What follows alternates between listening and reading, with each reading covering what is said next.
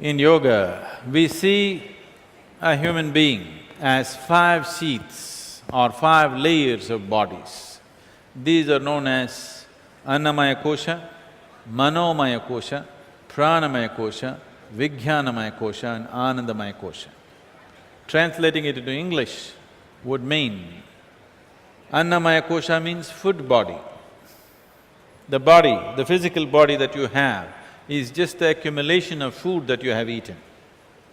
It is something that you gather. Manomaya Kosha means a layer of intelligence which is capable of accumulating knowledge. But there is a layer of intelligence.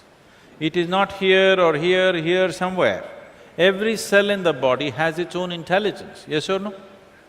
So intelligence is all across. Accumulation of knowledge is all across. When I say this, people will always think, generally the thought is, memory means it's in your head. No, no, no. Your body has 1,000,000-fold more memory than your mind.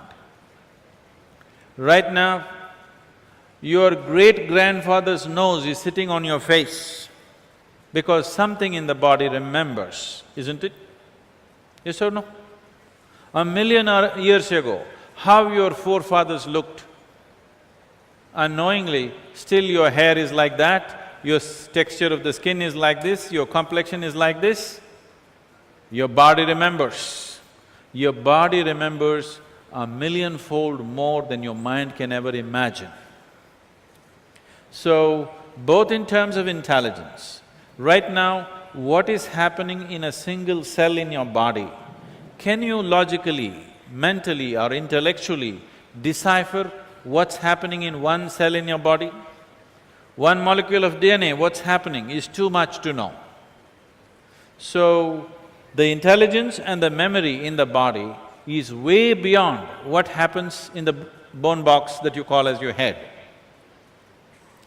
It is just that this part of your intelligence can generate thought, and because you have become very attached to your thought, you think intelligence is all coming from here. No. This is exuding much more intelligence than your brain can ever think of. This is the science of yoga. One dimension of it. Let me speak about a very small aspect of this. Essentially, one aspect of yoga means understanding the geometry of existence. When I say the geometry of existence, for example,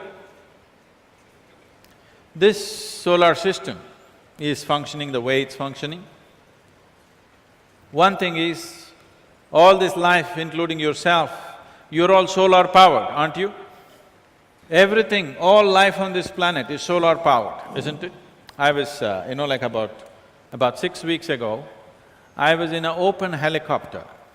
We were just at about 4,500 feet. Everybody knows every 1,000 feet so much temperature drops, so you prepare for that and go. But suddenly it became extremely cold. So cold that we had to come down. So we were just discussing. Because the cloud cover came, suddenly it became so cold, we just couldn't stay there. So we were just discussing, if sun disappears, how long would it take for the earth to freeze up?